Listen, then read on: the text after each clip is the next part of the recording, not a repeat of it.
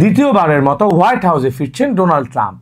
তার এই ফেরা বৈশ্বিক রাজনীতি ও অর্থনীতিতে বড় পরিবর্তন আনতে পারে বলে ধারণা করা হচ্ছে। এই ফেরাকে অনেকে ট্রাম্প 2.0 হিসেবে বর্ণনা করছেন। ট্রাম্পের দ্বিতীয় মেয়াদে হোয়াইট হাউসে ফেরাকে ঘিরে বাংলাদেশের ক্ষমতাচ্যুত আওয়ামী লীগের নেতাকর্মী ও সমর্থকদের মধ্যে এক ধরনের উৎসাহ দেখা যাচ্ছে। এ নিয়ে নেতাকর্মীদের অনেকেই সামাজিক মাধ্যমে উচ্ছ্বাস প্রকাশ করেছেন। বাংলাদেশে কাজ করা সাবেক মার্কিন রাষ্ট্রদূত মার্শা বার্নিকাটকে পররাষ্ট্র দপ্তর থেকে পদত্যাগের ঘটনাকেও ট্রাম্পের খেলা উল্লেখ করে পোস্ট দিয়েছেন দলটির অনেক কর্মী ও সমর্থক। এ নিয়ে বিবিসি বাংলা ডোনাল্ড ট্রাম্পের শপথ আওয়ামী লীগ সমর্থকদের খুশির কারণ কি এই শিরোনামে একটি প্রতিবেদন প্রকাশ করে। এতে আওয়ামী লীগ আমলের সাবেক তথ্য ও সম্প্রচার প্রতিমন্ত্রী মোহাম্মদ আলী আরাফাত বিবিসি বাংলাকে বলেন যে তারা মনে করছেন যুক্তরাষ্ট্রের বিদায়ী বাইডেন প্রশাসন বাংলাদেশের ক্ষেত্রে যাদের সমর্থন জুগিয়েছে ট্রাম্প প্রশাসন সেটি করবে না বলেই তারা মনে করেন।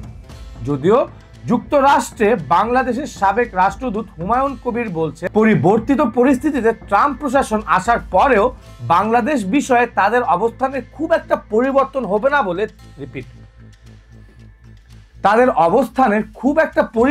হবে না বলে তিনি মনে করেন।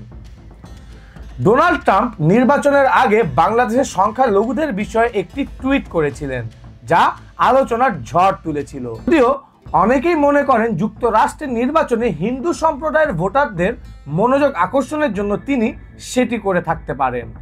বাংলাদেশের বর্তমান সরকার সবসময় ধর্মীয় কারণে নিপীড়নের অভিযোগ প্রত্যাখ্যান করে আসছে।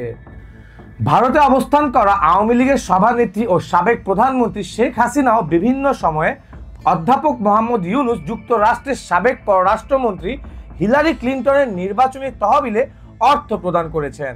ট্রাম্প তার প্রথম নির্বাচনে হিলারি ক্লিনটনকে হারিয়েই প্রেসিডেন্ট নির্বাচিত হয়েছিলেন। আবার 2020 সালের নির্বাচনে ট্রাম্প ডেমোক্রেট দলীয় জো বাইডেনের কাছে হেরেছেন। বাইডেনও অধ্যাপক মোহাম্মদ ইউনূসের অন্যতম সমর্থক হিসেবে পরিচিত। অন্যদিকে আওয়ামী লীগ সরকারে থাকার সময়ে শেষ কয়েক বছরের নির্বাচন ইস্যুতে বাইডেন প্রশাসন শেখ হাসিনা সরকারের উপর ক্রমাগত চাপ তৈরি করে গেছে। র্যাবের উপর নিষেধাজ্ঞা ছাড়াও নির্বাচনকে কেন্দ্র করে ভিসা নীতি ঘোষণার ঘটনায় বেকায়দায় পড়েছিল তখনকার আওয়ামী লীগ সরকার। শেখ হাসিনা নিজেও প্রকাশ্যেই যুক্তরাষ্ট্রের সমালোচনা করেছেন। তিনি নিজেই বলেছিলেন যে যুক্তরাষ্ট্র আমাকে ক্ষমতায় দেখতে চায় না। আওয়ামী লীগের নেতাকর্মী ও সমর্থকরা এসব কারণে ডোনাল্ড ট্রাম্পের জয়ে স্বস্তি পেয়েছেন এবং তার শপথ গ্রহণে এ কারণে তারা উজ্জীবিত বলে অনেকে মনে করেন। রাজনৈতিক বিশ্লেষক ও ঢাকা বিশ্ববিদ্যালয়ের শিক্ষক মুজিবুর রহমান বলছেন যুক্তরাষ্ট্র ইস্যুটি বাংলাদেশের রাজনৈতিক কারণে গুরুত্বপূর্ণ। যদিও যুক্তরাষ্ট্রের মতো দেশ হুটহাট সুনির্দিষ্ট কোনো দেশের বিষয়ে নীতি পরিবর্তন করে বলে তিনি মনে করেন না। তবে বাংলাদেশের রাজনীতিতে মার্কিন সমর্থন মনস্তাত্ত্বিকভাবে গুরুত্বপূর্ণ একটি বিষয়। এ কারণেই যুক্তরাষ্ট্রে যে কোনো পরিবর্তন বা ঘটনায় এদেশেও কোনো পক্ষ উজ্জীবিত হয়, আবার কোনো পক্ষ হতাশ বোধ করে। এবারেও তাই হচ্ছে বলে মনে করেন তিনি। শিহাবুদ্দিন চৌধুরী, দ্য রিপোর্ট.লাইভ।